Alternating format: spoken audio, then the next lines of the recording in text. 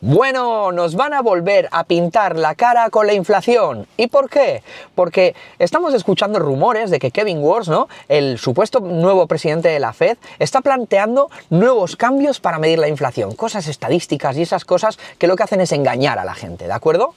Y esto ya ha pasado antes, o sea que esto no es nuevo. De hecho, la inflación normal es muchísimo más alta de lo que nos están diciendo, y esto beneficia a muy poca gente y empobrece a la gran mayoría. Entonces, ¿qué vamos a ver hoy? Vamos a trabajar en profundidad qué es la inflación, vamos a ver quién gana con una inflación alta, que es lo que tenemos actualmente, y lo tercero y fundamental, cómo nos podemos proteger los inversores y las personas de a pie, como tú y como yo. Muy buenas a todos, soy Aitor Ortigosa y bienvenido a Inversiones al Día con Aitor Ortigosa, donde todos los días tienes un vídeo súper potente donde trabajamos cómo poder solucionar todos estos problemas que nos meten por parte de la inflación y por parte de lo que podemos aprovechar acerca de las inversiones, ¿de acuerdo? Entonces, ¿qué tenemos que pensar? Que la inflación es un fenómeno en el cual los precios de las cosas suben. Esto es así porque el sistema capitalista que tenemos es así. Al final van imprimiendo cada vez más billetes, van empobreciendo a las personas que cobramos con esos billetitos que se supone que valen para algo, ¿vale? Y todo lo que son los bienes que utilizamos para comer, para, no sé, la casa, la alimentación, el transporte, el lujo, todo lo que tú utilizas en el día a día sube de precio con respecto a los billetitos que te han vendido, ¿no? Cuando trabajas. Entonces, el problema que nos encontramos es que esto ya lleva haciéndose desde hace mucho tiempo. Por ejemplo, ¿cómo se mide la inflación? Básicamente, hay una serie de indicadores que los gobiernos preparan para medir cuánto sube o cuánto baja la inflación en determinado tiempo, ¿no? Por ejemplo, en 1983, la vivienda se reflejaba en la inflación, el precio de la vivienda, ¿no? Y vinieron unos burócratas de Estados Unidos y dijeron, no, ya no se va a medir ahí porque se supone que la vivienda es una inversión, no es consumo. Vale, yo, hasta donde yo sé, todo el mundo vive dentro de una casa, ¿no? Entonces, bueno, ahí de repente quitaron el coste de lo que es la medición de la vivienda para medir la inflación. Entonces, evidentemente, bajó la inflación. Qué curioso, ¿eh? Si los precios de la vivienda se disparan, no cuentan en el cálculo de la inflación. Fíjate, esto es lo que pasó en 1983 y todavía lo seguimos manteniendo. En los 90 hicieron 7 cambios metodológicos. Fíjate, volvieron a suavizar este índice para que bajase estadísticamente. Pues determinadas cosas, yo qué sé, determinadas partidas de consumo, lo que sea, dijeron, mira, esto lo vamos a medir así y esto lo vamos a medir así, para seguir bajando la inflación de forma estadística, no de forma real. La que tú y yo medimos cuando vamos, por ejemplo, aquí a cargar el coche, pues aquí me están cobrando una inflación. Cuando voy al supermercado a tomarme un café o a comprarme una camiseta, eso está más alto a pesar del numerito que nos dicen los gobiernos, ¿no? Ahora, ¿cómo se mide la inflación? Con el PCE subyacente, ¿vale? Estamos hablando de Estados Unidos, pero en el resto del mundo suele ser similar, ¿vale? Y Kevin Warsh, que es la nueva persona que van a poner ahí al frente de la Fed, plantea un nuevo marco estadístico. Una inflación estadísticamente correcta puede ser socialmente engañosa, que esto es lo que pasa normalmente con la inflación. Vale, ya sabemos lo que es la inflación, ya sabemos cómo se mide, pero ¿a quién perjudica la inflación y quién gana con una inflación alta? Esto es lo que tenemos que ver, ¿no? Porque al final, como personas de a pie, como personas que tenemos nuestro trabajo, que tenemos nuestra vida, cobramos en dinero fiduciario, en euros, en dólares, en yenes, en libras, ¿no? ¿Qué es lo que pasa aquí, ¿no? Bien, cuando la inflación es alta, esto nunca perjudica, o sea, nunca favorece ni al ahorrador ni al ciudadano a pie. Esto es así. ¿Y por qué? Porque un ahorrador, una persona que dice, venga, voy a irme de viaje en verano, me voy a ahorrar 5.000 euros para irme a hacerme un viaje guay. Esos 5.000 euros, conforme va pasando el tiempo, cada vez compran menos. Entonces, ¿qué pasa? Una inflación alta siempre perjudica a los mismos. Pero ¿qué pasa? Si el dinero compra menos, por lo tanto, trabajas más horas para comprar menos. ¿Se entiende un poco el concepto, no? Pero ¿a quién favorece una inflación alta? A las personas o estados que estén hiperendeudados. Por ejemplo, todos los estados del mundo, Estados Unidos, España, Italia, Grecia, Alemania, bueno, Alemania no tanto, Japón, China, todos están endeudadísimos, tienen un ratio de deuda brutal, que por ejemplo a ti y a mí no nos permiten tener ese tipo de deuda. Imagínate que yo me quiero comprar este centro comercial. ¿Cuánto vale este centro comercial? 20 millones de euros, por ejemplo, o 30, lo que sea, no lo sé. Si yo lo quiero comprar y pido todo ese dinero, no me lo van a conceder, pero al Estado sí. ¿Qué pasa si hay una inflación alta? Tú debes determinado dinero, pero como la inflación licúa esa deuda, entonces, ¿qué pasa? Una inflación alta siempre favorece a las personas que están muy endeudadas, pueden ser empresas y así, y sobre todo a los estados, que curiosamente, ¿quiénes son los que calculan cómo se mide la inflación? Pues los estados, ¿no? Que se supone que son, pues eso, como separados con la separación de poderes y así, pero ya vemos que tampoco suele ser muy habitual esto, ¿no? Pues el estado endeudado tiene incentivos muy claros, ¿no? ¿Quién gana aquí? Pues el Estado, porque una inflación real alta licúa la deuda que tienen y la inflación estadística que publican reduce pues el escándalo, básicamente. Entonces, ¿cuál es el tema? Que ahora estamos viviendo con unas tasas de inflación muy altas. ¿Y qué deberíamos hacer las personas de a pie? Esto es fundamental, porque si no, cada vez somos más pobres y es lo que todos notamos, ¿no? Yo recuerdo en 2002, 2003, 2005 aquí en España atábamos los perros con longaniza, me cago en la hostia. Tú trabajando de camarero ganabas bien, trabajando en la obra, trabajando de electricista, ganabas unos sueldazos que ahora son muy difíciles de ver. ¿Y qué ha pasado en 20 años? Pues que ahora los 1000euristas de antes, joder, ahora ¿quién gana 1000 euros, no? O sea, eso es lo que quiero que veas, ¿no? ¿Qué tenemos que hacer nosotros los inversores y las personas de a pie para poder solventar de la mejor forma esta situación, ¿vale? Tú lo primero que tienes que pensar es que esto es mierda, esto no vale para nada, ¿de acuerdo? No ahorres esto. ¿Por qué? Porque cada vez vale menos dinero, ¿vale? Si tú te ibas a ir a ver un concierto de Metallica hace 20 años, pues igual pagabas 60 euros, ahora vale 200, ¿vale? Y esto es así. Entonces, ¿qué pasa?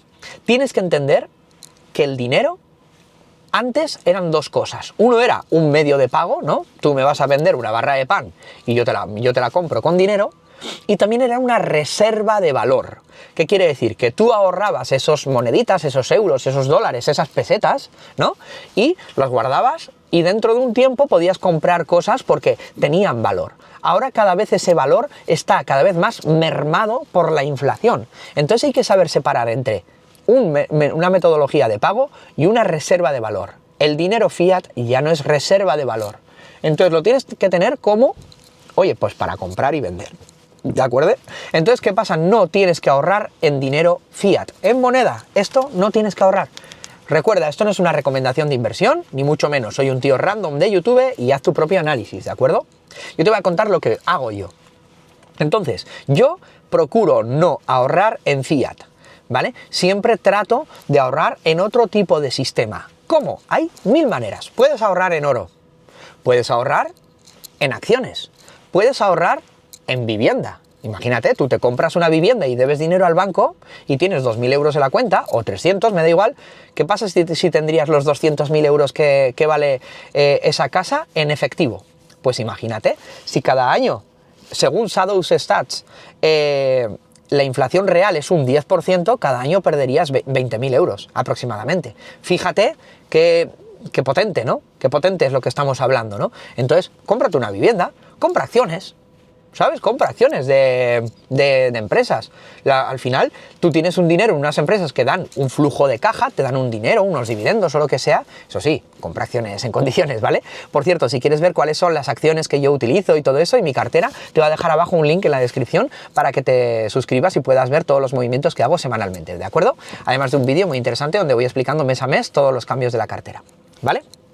Entonces, también tienes que entender que la educación financiera ya no es una ventaja en el mundo que vivimos, ahora es una necesidad.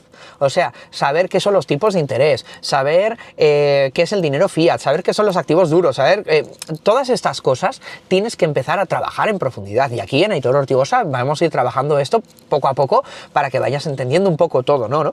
Pero tienes que tener mucho cuidado porque ahora ya la inflación está galopante y funciona muy fuerte, y especialmente en muchos países que antes no había. ¿Tú te acuerdas cuando, yo qué sé, ibas a firmar una hipoteca hace 10, 15 años y te la daban al 1,2%? Era una locura, o sea, te prestaban dinero súper barato, y ahora ya están por el 3 y pico, ¿no? Entonces, quiero que veas que eso es la inflación que nos dice en estadística, pero la inflación real es mucho más fuerte, ¿no?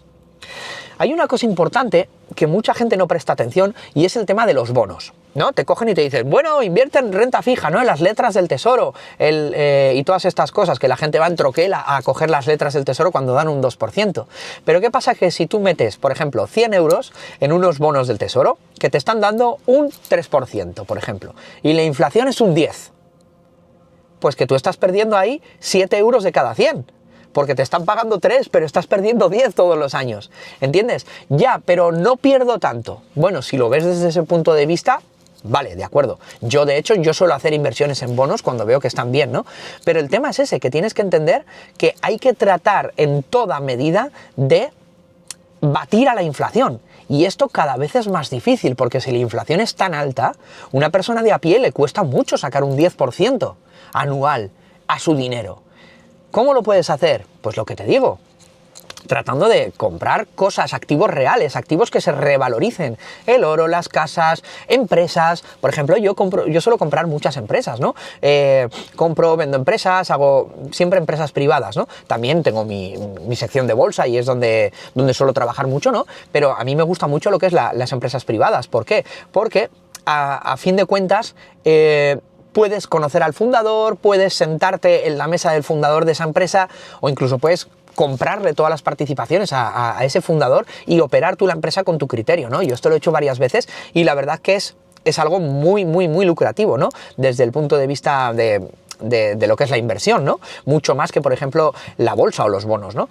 Pero siempre tienes que tener esos activos duros para que la inflación no te coma la pasta.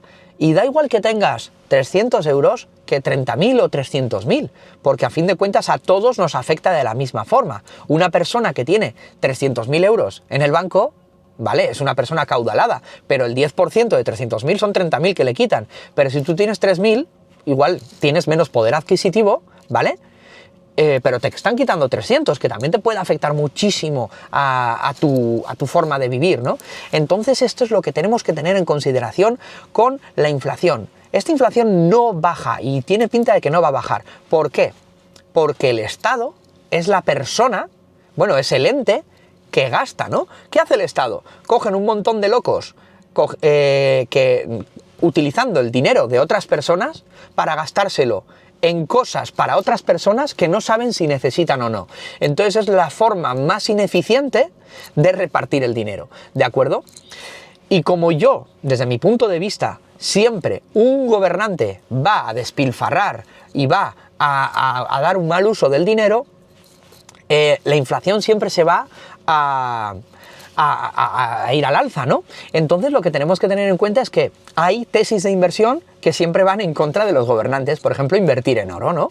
O el oro, desde mi punto de vista, bueno, y en general, no es un activo que sea deuda de nadie, no tiene contrapartida y es aceptado en todo el mundo. Entonces el oro siempre va a ser una buena inversión, pensando en que los gobernantes lo van a hacer mal siempre, ¿no? Pero aquí hay que tener una cosa en consideración, ¿de acuerdo? Que al oro lo han calentado mucho, ya lo hemos visto en vídeos anteriores, te lo voy a dejar por aquí linkado y eso. Y en definitiva, tienes que entender que los activos duros son los que tenemos que trabajar los inversores. De todas maneras, al final, la inflación va a estar ahí, y tienes que pensar un poquito en esto, ¿vale? No obstante, todos los días iremos viendo aquí en Aitor Ortigosa cómo evoluciona todo esto de la inflación, de la bolsa y todo esto. Así que suscríbete, ¿vale? Y ya sabes que te dejo mi cartera aquí debajo. Y recuerda, al final no te empobrecen solo con la inflación, te empobrecen consiguiendo que no entiendas cómo te empobrecen, ¿vale? Así son de listos estos gobernantes. Nos vemos mañana con un nuevo vídeo. Adiós.